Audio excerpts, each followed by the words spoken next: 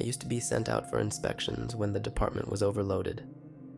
I wasn't a full agent, just support staff. But there were days when it didn't matter. If a tip came in and no one else could follow up, I'd be handed the address with a note attached. Basic welfare check, take photos, log everything. Nothing more.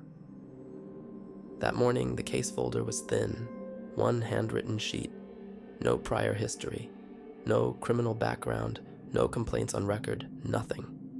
Just a note about a teenage girl being homeschooled, never seen outside, possibly ill. The letter had no return address. I drove out after lunch. It was late November. The property was 30 minutes past the edge of town, tucked behind a screen of pines. A faded mailbox, rusted gate, overgrown path. The house sat far back from the road, unpainted, its upper windows boarded shut from the inside. I parked behind a pickup that looked 20 years old, dented along the driver's side. A metal swing hung crooked near the porch. No movement. The woman who answered the door looked startled. Not surprised, startled. Her sleeves were pulled down past her wrists. Her husband stood behind her, maybe 10 seconds later, just close enough to show that she wouldn't be answering anything alone. He spoke softly, but not kindly. Said they didn't take kindly to uninvited visits, said the girl was sick, said the state had already cleared everything. None of it was true, but they didn't know that I wasn't armed or in uniform. I didn't correct them. I asked to come in. The husband said no. The wife didn't speak again. I didn't push. I stepped back down the porch and took a slow walk around the outside, just enough to make a note of the windows, the locks, the lack of a visible yard or garden. Curtains on every window. A narrow path along the side of the house was blocked by an overturned cabinet. When I circled back, the man was still standing in the doorway. He hadn't moved. He asked if I was finished. I said I'd be back. He didn't ask why. The next day I brought a deputy, official car, body cam, full authorization. He knocked. The man didn't answer. After 5 minutes, we entered through the side. The door was unlocked. The living room had no lights on. A hallway to the left led to a kitchen, with dishes stacked neatly, untouched. The floor had been scrubbed recently. The smell of bleach was strong, concentrated around the base of a closed door near the pantry. It took the deputy a moment to realize the door didn't lead to a closet. It led down. The handle was chained from the outside. He called for backup before cutting it. The door opened inward. There were no lights in the stairwell, no carpet, just plywood steps. No sound came from below. The basement was unfinished. Concrete floor, no drywall. The air was sharp with metal and rot. There were no windows. A single exposed bulb hung from the ceiling by a cord, unlit. She was lying on a metal frame at the far end, past a row of storage boxes. Her wrists and ankles had been tied with nylon cord, frayed and sunken into the skin. She was clothed in a hospital gown, but her feet were bare. One eye was swollen shut. Her lips had cracked and bled, healing unevenly. A plastic bowl was placed next to the frame, filled with water. No food nearby, no mattress, no blanket. Just the frame, bolted to the floor. She didn't speak. She tracked movement, but didn't respond to commands. Her breathing was shallow. The only sound was the shuffling of fabric when she moved slightly. When we unbound her wrists, she didn't flinch. An empty notebook lay nearby, the pages torn out. 2 broken pencils beside it. Scratches marked the floor around the bed frame, in uneven intervals, some shallow, some cut deep into the concrete. A small camera had been mounted in the ceiling corner. It wasn't plugged into anything. In the laundry room above, A printed manual sat open on a folding table. The title read, "Modern Exorcism Practices, a Biblical Guide." The pages were bookmarked with sticky notes. Some were highlighted in red. Most notes referred to isolation, denial, restraint. None referred to medical care. The girl was 14. She had not been enrolled in school since 3rd grade. There were no medical records after age 10. A neighbor, later questioned, had seen her once that year, standing at an upstairs window for less than a minute. He assumed she had moved. Hospital reports documented severe dehydration, malnourishment, bone bruising, and early signs of infection. She weighed under 70 pounds. In interviews, the parents referred to her as the vessel, said she had begun speaking in tongues, claimed they had seen unnatural behaviors, changes in her voice, sudden strength. When asked for documentation, they provided a journal filled with hand-copied Bible verses. Nothing else. No footage, no audio, no diagnosis. They refused psychological evaluation. A handwritten schedule was recovered from the master bedroom. It listed times for observation, prayer, containment, and fasting. Meals were marked with a single X once every 24 hours. The girl had tried to write messages. Several cardboard scraps were found in the trash, each with a few words written in faint pencil. "Help. Please. I'm still here." None were recent. At no point during the rescue did the parents attempt to intervene. They remained seated in the living room, hands folded, eyes down. The mother cried when handcuffed. The father did not speak again. 3 weeks later, I visited the shelter where the girl had been placed. A caseworker met me outside the unit, said she still hadn't spoken, ate only when prompted, slept most of the day, refused mirrors, didn't allow anyone to touch her arms. I didn't ask to go in. I left a sealed envelope with a letter. I don't know if she ever opened it. The case was closed the following year. The parents were sentenced, reduced charges, religious exemption loopholes, 5 years, probation after 3. No media coverage. A year later, I drove past the house. The grass had grown waist-high. The swing had collapsed. A piece of paper was nailed to the front door, weathered beyond legibility. The driveway was blocked with cinder blocks. No sign of entry. The metal bed frame had been removed from evidence, disposed of without a record. I asked about it once. No one responded. For weeks afterward, I kept replaying the way she looked when we found her. Not her condition, not the marks on her skin, but the expression. Not blank, not terrified. Just still. Focused, like she was waiting for something to finish. There were scratches on the inside of the basement door, just below the handle. 8 lines, spaced out, about a week apart. The last one was shorter than the rest.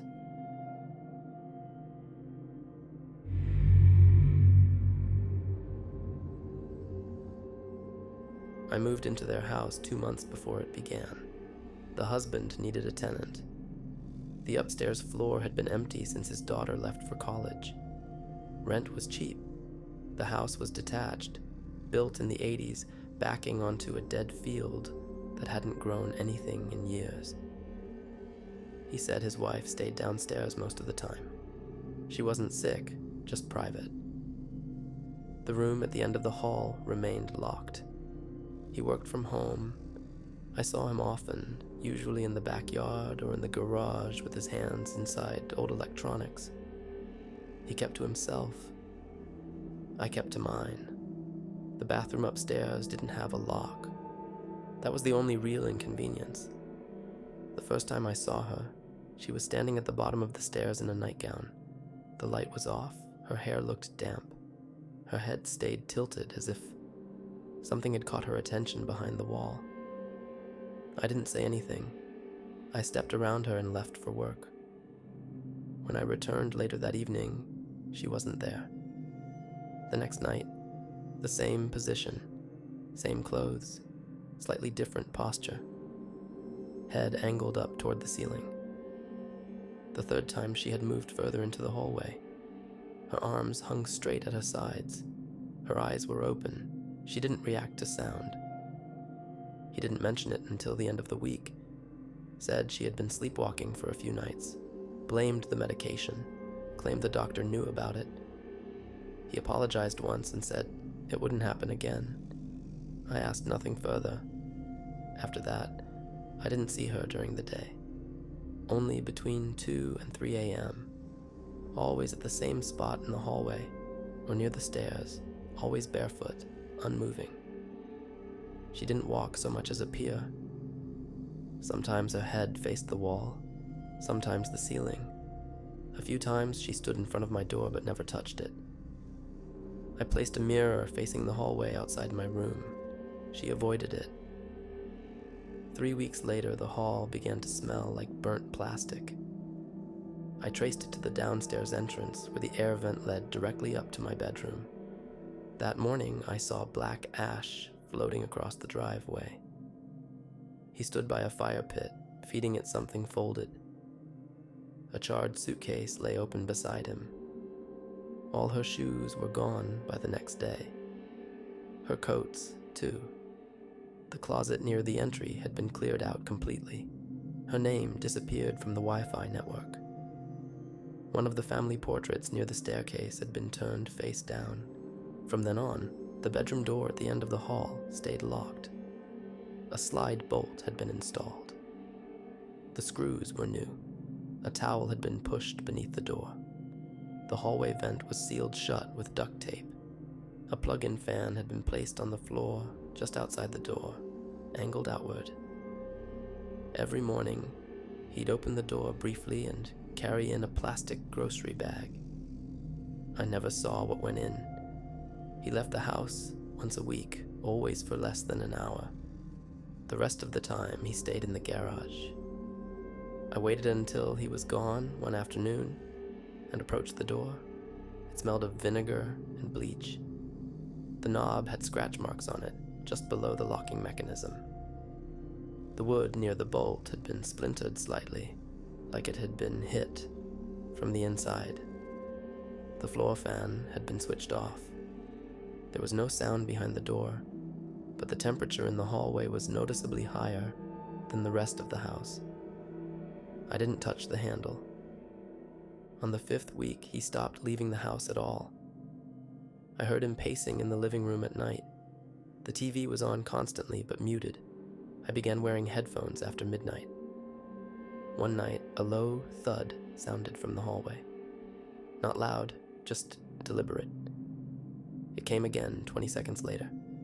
Then again, 4 times, always from the direction of the locked door. I didn't open mine. It stopped after 2 minutes. In the morning, the hallway was empty. The towel beneath her door was gone. A new one had been shoved under. Thicker. The bolt looked tighter. By the following week, the back bedroom window had been boarded up from the outside. One panel, drilled directly into the siding. He told me it was due to a break-in scare. The bedroom still smelled of chemicals, something sour now mixed with it. The carpet had been dampened around the base of the door. I placed paper towels along the edge. By evening, they had yellowed. On Thursday, I checked the breaker box in the garage. The switch to her room had been turned off. Another had been labeled FORCE in marker. It controlled a mounted floodlight in the hallway aimed at her door. When I walked past it the next morning, the lock on her door was missing entirely. In its place, 3 metal latches had been drilled into the frame, each one screwed shut with fresh bolts. A narrow cable now ran along the floor to a mounted alarm sensor. That night, I didn't sleep. Around 3:10 a.m., the sensor tripped. A quiet tone, just one beep, but it woke me immediately. I sat up without turning on the lamp. The hallway light had been unscrewed. The floodlight at the other end remained on. Her door was open 3 inches. One of the latches had been bent outward. The bottom bolt was still in place. The towel was gone again. The hallway fan had melted. He stood behind her. His arms were folded. His shirt was stained with what looked like oil. He said nothing. He held a screwdriver in one hand. The look on his face wasn't surprise. She took 1 step forward. That's when I noticed the wire. It had been looped around her ankle and taped to the floor. She couldn't pass the doorway. Her hands were bound in front with white cloth, secured at the wrists with zip ties. A loop of wire extended to her other ankle.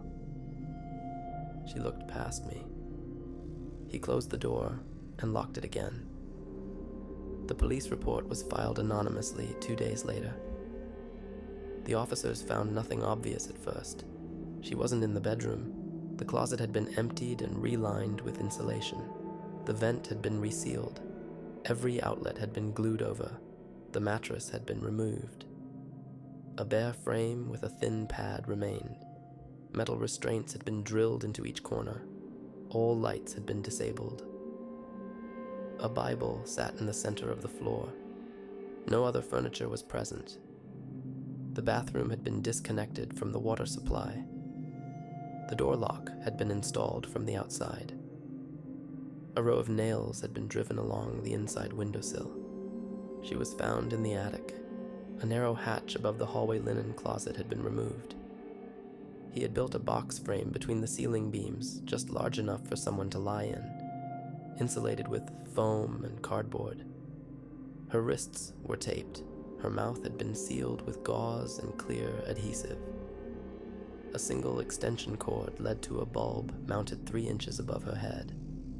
It was unscrewed. She weighed 81 pounds, no broken bones, no permanent injuries. But her eyes had been burned by prolonged exposure to light. The medical examiner documented extensive hair loss. Her skin had been bleached in places. Her nails were missing. Her voice was hoarse from disuse. Her legs were atrophied from inactivity. It was estimated she had been confined to the box for at least 6 consecutive days. No formal diagnosis of mental illness was issued for either of them. He had kept a journal, written in block letters. Entries described rituals, time-stamped prayers, fasting schedules, and references to contaminated flesh. He believed her thoughts were no longer her own. He cited her sleepwalking, her quietness, her fixed gaze. He claimed it was spiritual decay. In the backyard, investigators found a buried plastic bin filled with her personal items, photographs, letters, clothing, medication. Everything had been cut or torn. Burn marks covered the edges. No recordings existed, no medical visits, no attempts at professional help. She recovered slowly, moved in with a relative in a neighboring state, never returned to the house. He was declared competent, sentenced under charges of unlawful imprisonment and reckless endangerment. 5 years, released after 3. I moved out the same week the investigation began. The landlord never responded to follow-up calls. The property was sold a year later. The new owners replaced all the locks. The hallway carpet was torn out. The wood beneath her door had warped. The insulation in the attic had been removed. When I walked past the old house last month, the porch light was on. The driveway was empty. The mailbox had been replaced, but I could still see the faint outline of the floodlight mount above the hallway window, and the screws were still in place.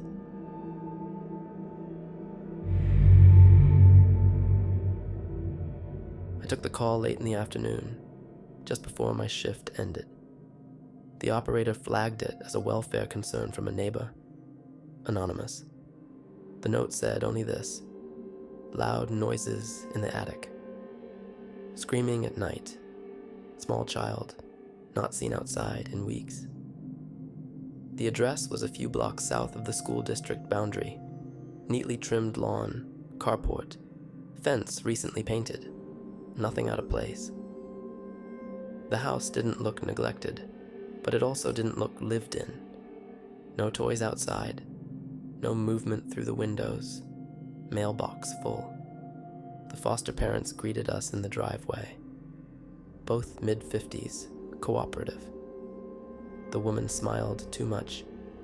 The man said they were homeschooling due to illness, claimed the girl had sensory issues and didn't like to be around strangers.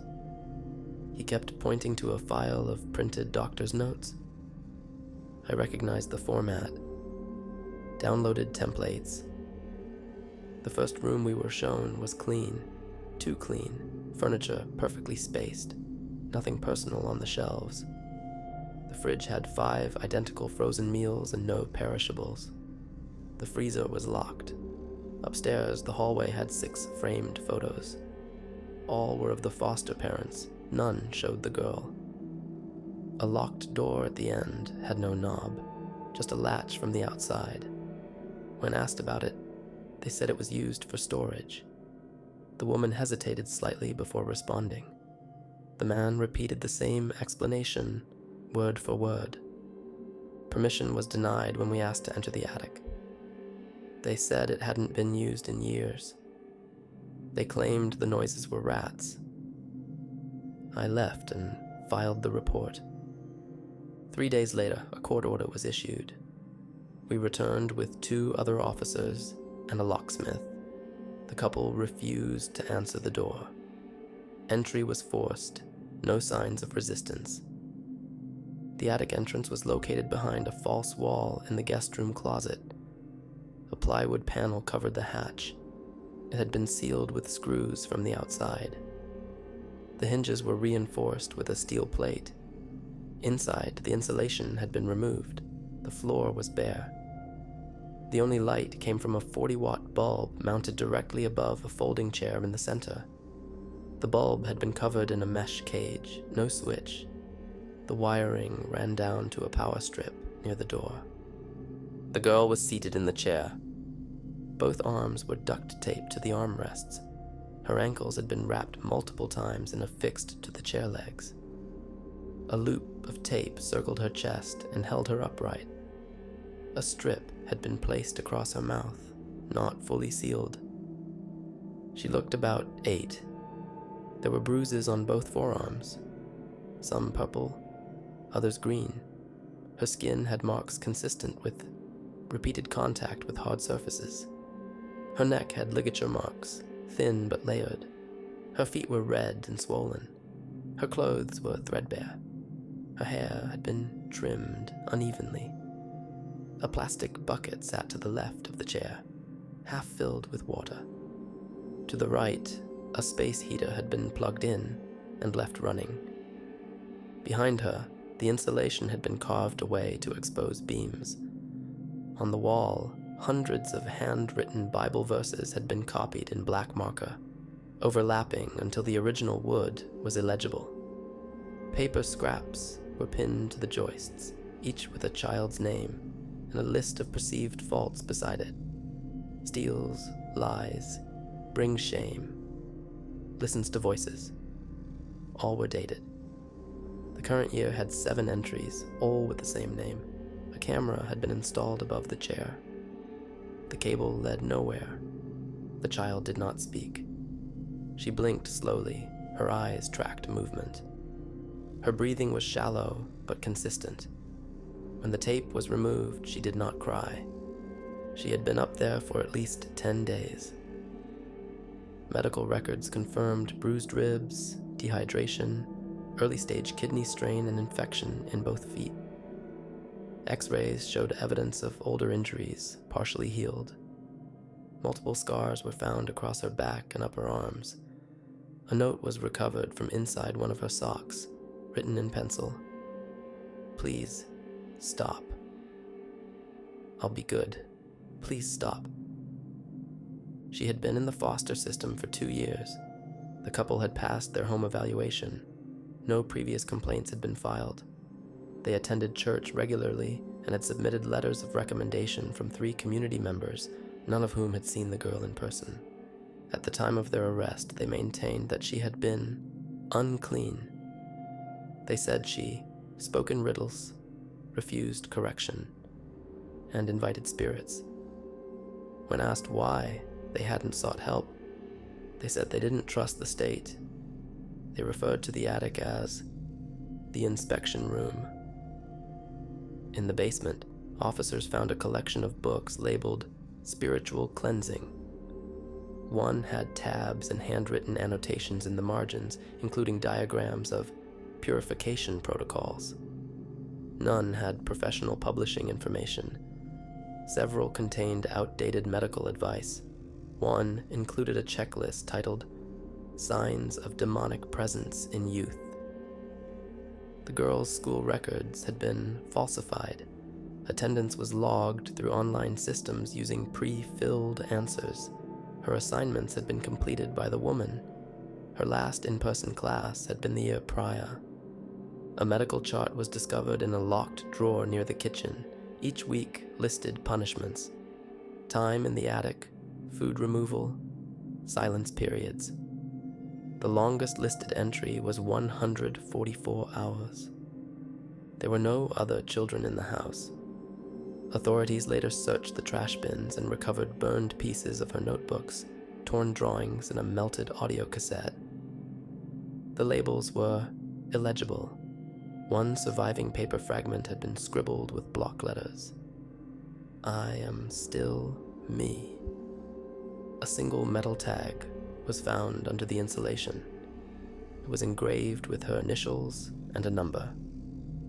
It belonged to a wristband from her first group home. After removal, she was hospitalized for 5 days. She did not speak to staff. No visitors were allowed. A social worker read to her for an hour each afternoon. On the 5th day, she held up a finger and pointed to one of the pages. No other response was given. She was reassigned to a temporary guardian and relocated out of state. The attic was sealed. The chair was removed as evidence. Its legs had been drilled into the floor. The screws showed signs of being repeatedly adjusted. Tape residue circled the armrests, layered. The base was discolored from the space heater. No fingerprints were found on the bulb cage. Both foster parents were charged. The trial lasted 6 months. They refused to testify. Their legal defense focused on religious exemption. The court rejected it. Sentencing included a lifetime ban from fostering, plus 10 years of imprisonment, reduced for cooperation.